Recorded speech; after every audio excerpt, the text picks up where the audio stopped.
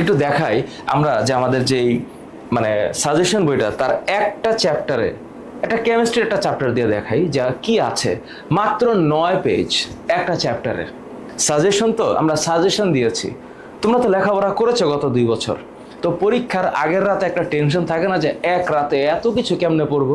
তো ওই টেনশনটাকে কমানোর একটা সামারাইজেশন পয়েন্ট হচ্ছে আমাদের এফটির এই বই। দেখো একটা বইয়ের মধ্যে 5টা সাবজেক্ট। তোমাদের এসএসসি 26 তো শর্ট সিলেবাসে পরীক্ষা, তাই না? শর্ট সিলেবাসে তো কেমিস্ট্রিতে 6টা চ্যাপ্টার, তো একটা চ্যাপ্টার দেখাই, চ্যাপ্টার 6 মোলের ধারণা। তোমরা করছো তো এই চ্যাপ্টার, ম্যাথ আছে।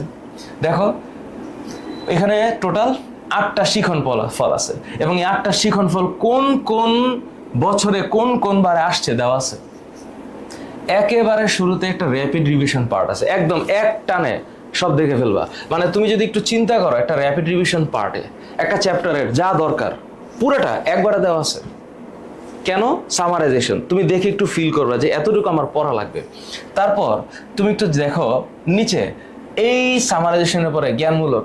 এখন কোন জ্ঞানমূলকটা কতটুকু দরকার, 2 স্টার, 3 স্টার, 3 স্টার, 4 স্টার করে দেওয়া আছে, 1 স্টার।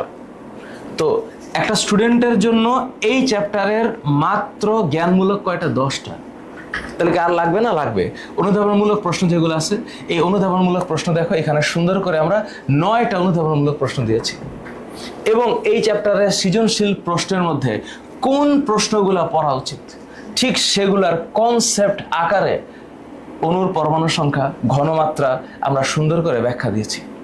সো আমার মনে হয় যে কোনো স্টুডেন্ট যদি প্রপারলি এই 9 পেজ পড়ে, 9 পেজ, তাহলে ওর এই যে বহু নির্বাচনী, কোন কোন বহু নির্বাচনী দরকার ব্যাখ্যা সহ উত্তর দেওয়া আছে।